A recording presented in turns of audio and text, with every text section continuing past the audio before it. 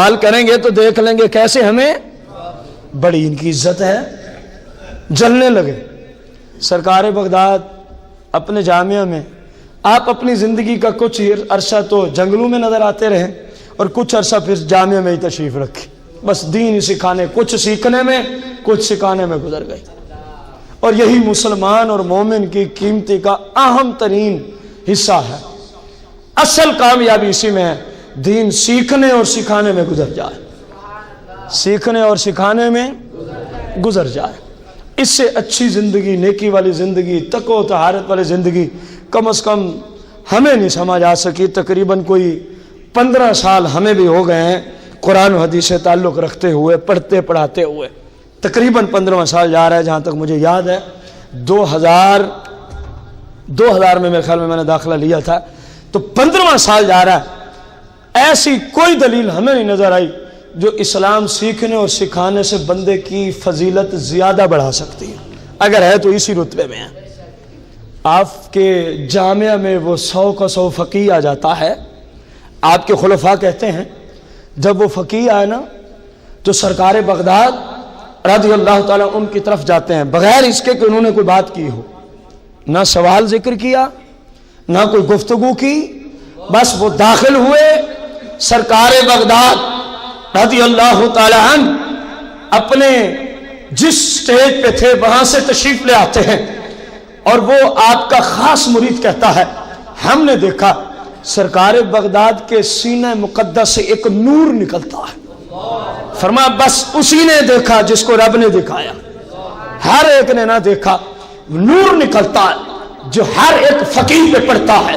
غوث ان کے سینوں پہ ہاتھ مارتے ہیں، فرمایا بتاؤ وہ جو تم سوال تیار کر کے لائے ہو، حالانکہ انہوں نے کوئی سوال بتایا، بتاؤ وہ جو تم میرا امتحان لینے آئے ہو کہاں ہے وہ تمہارا سوال؟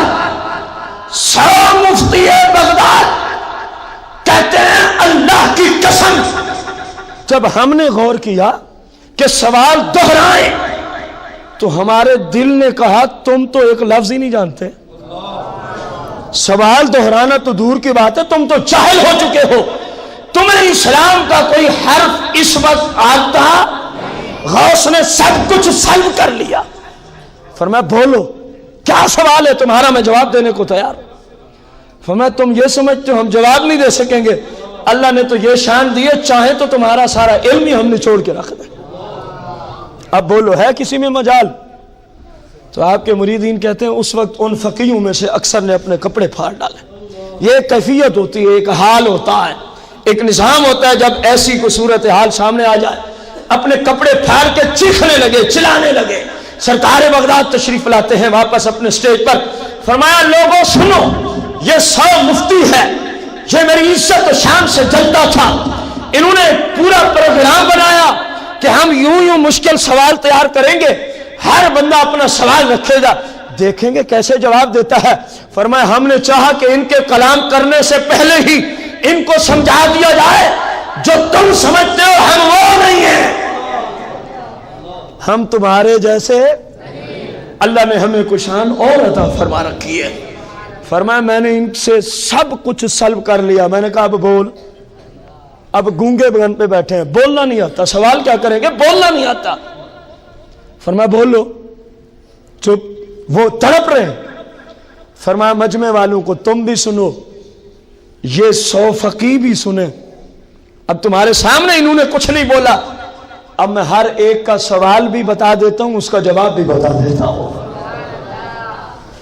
عجیب منطق ہے، جس سرکار کے غلام ہے غوث پاک، سرکار کو تو پتہ نہ ہو دیوار کے پیچھے کا، اور غلام کی یہ شان ہو کہ چاہیں تو سلب کر لیں، چاہیں تو جو علیحدہ بیٹھ کے آپ کے خلاف میٹنگ ہوئی، پورے واقعات، بھائی 100 سوال تھا اور مفتی کا تیار کیا اور سوال تھا، کوئی عام سوال نہیں تھا، اور مفتی بھی آج سے کوئی 900 سال پہلے کا تھا۔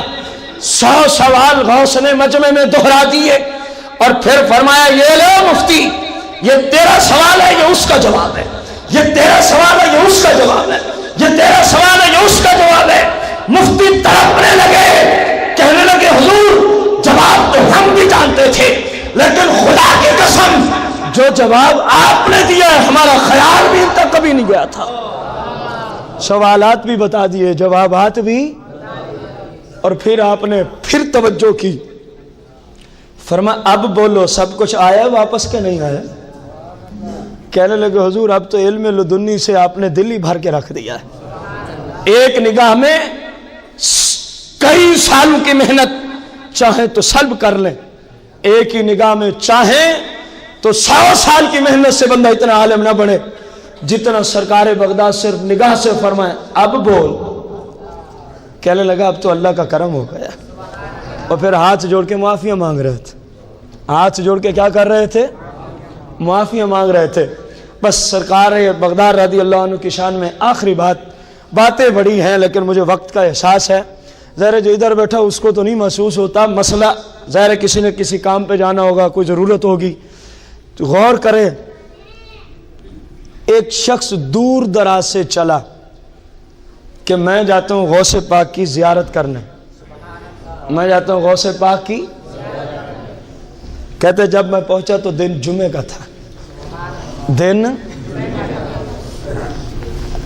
تو میرے دل میں خیال آیا، سرکار بغداد گھر سے جمعہ پڑھانے کے لیے تشریف لا رہے تھے،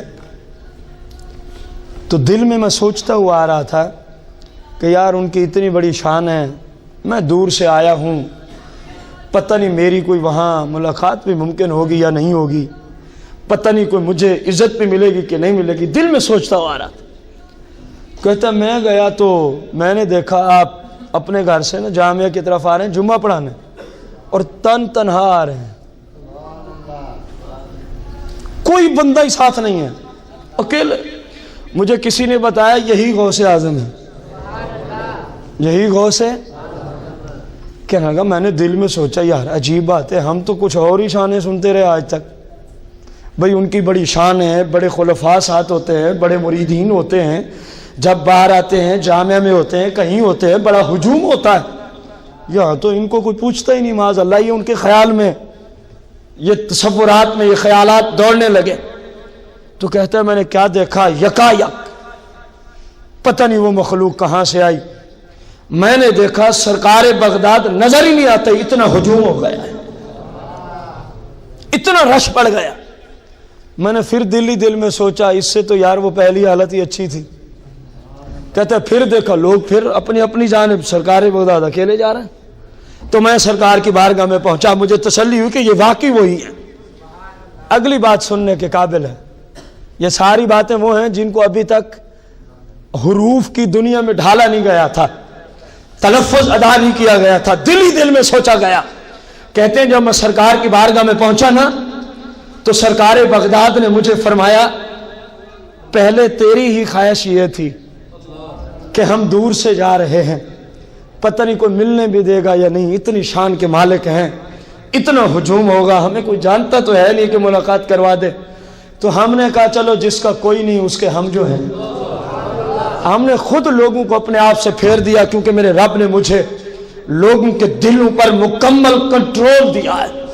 جب میں نے تیرے لیے پھیر دیا، پھر تیرے ہی ذہن میں مختلف سوالات اٹھنے لگے، ہم تو کچھ اور سمجھ کے آئے تھے، یہ تو کچھ، ان کو تو پوچھتا ہی کوئی نہیں، ہم تو اتنا صبر کر کے آئے۔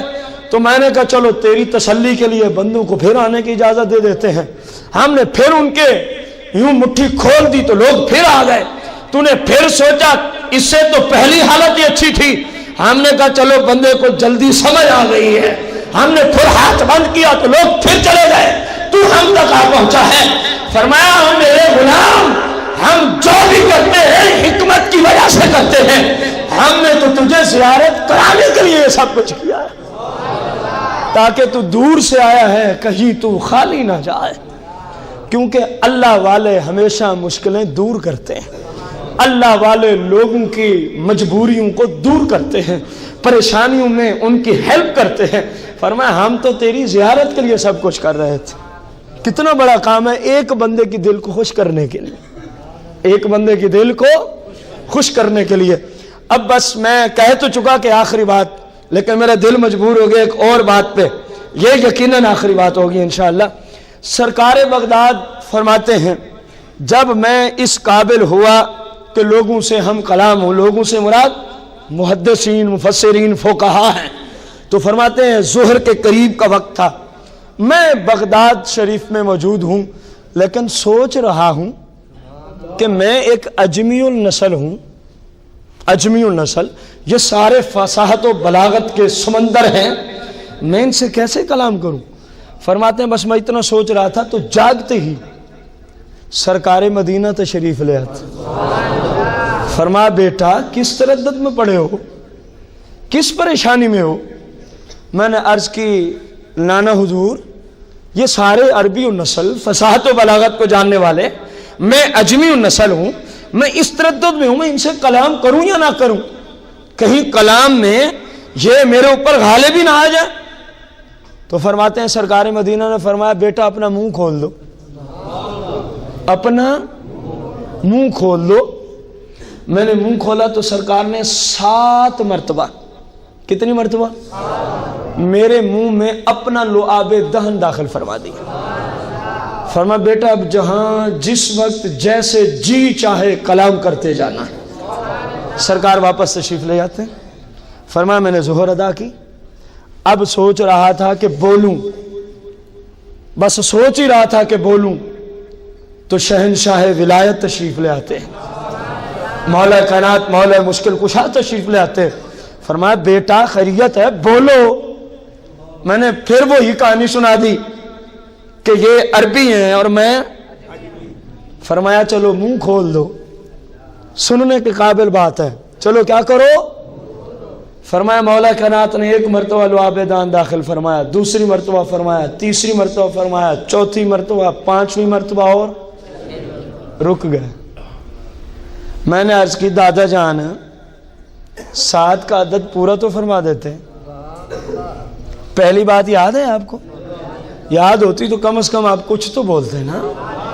میں نے عرض کی دادا جان 7 کا عدد پورا فرما دیتے۔ مولا کائنات کا عقیدہ سن جو تیرے عقیدے کے بالکل عین مطابق ہے۔ کہنے لگے، فرمانے لگے مولا مشکل کشا خلیفہ رابع مولا کائنات علی المرتضیٰ، فرمایا بیٹا تجھے پتہ ہی ہے 7 کا عدد جو پورا کیا وہ نبی تھے، میں علی ہوں۔ میں دنیا والوں کو بتانا چاہتا ہوں کہ میں اگرچہ علی ہوں لیکن نبی کے برابر نہیں ہوں، میں نبی کی برابری نہیں کر سکتا، میں نبی کی برابری اس لیے بیٹا میں نے 6 مرتبہ لعاب دہن ڈالا ہے، جہاں جی چاہے جس طرح چاہے کلام کرتے جانا، تو جانے تیرا نانا جانے۔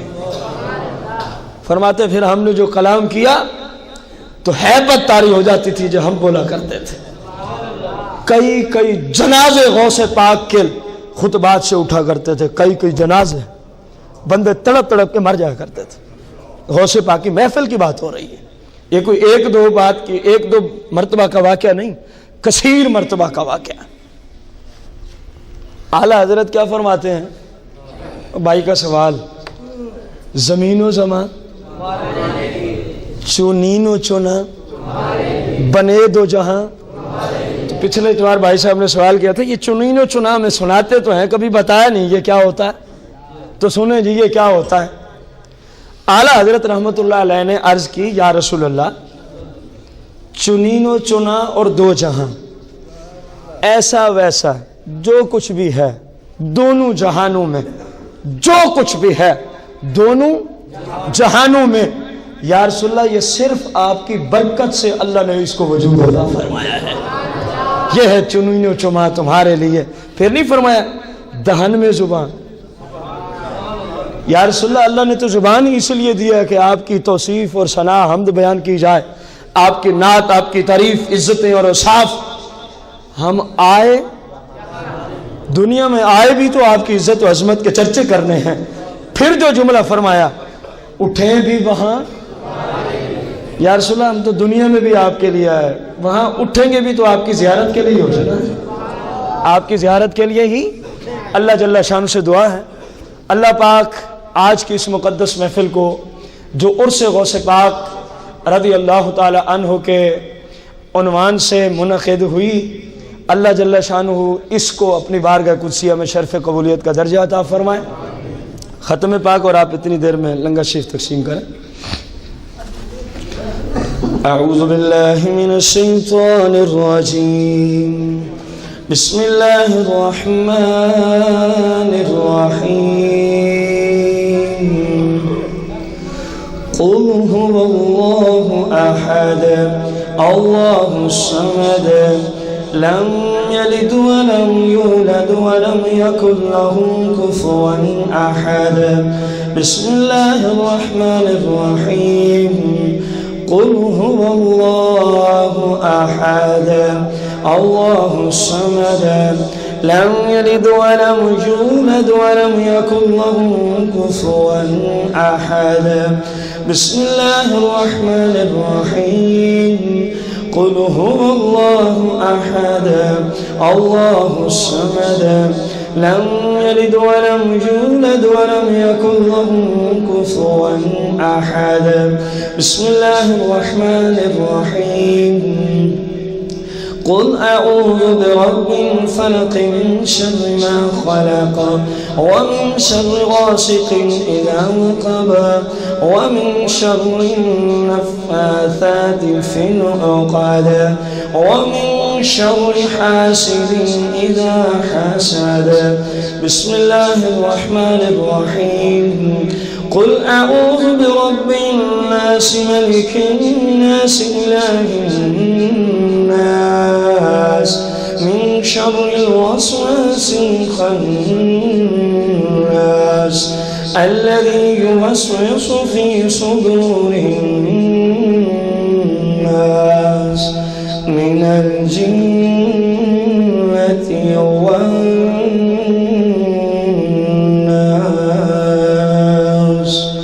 الله أكبر، بسم الله الرحمن الرحيم، الحمد لله رب العالمين،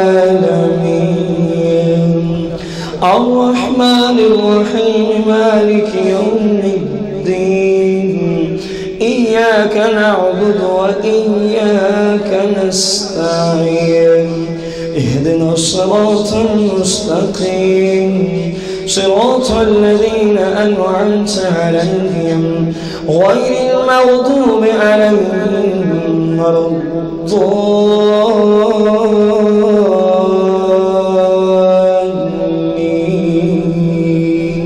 آمين، بسم الله الرحمن الرحيم، ألف لام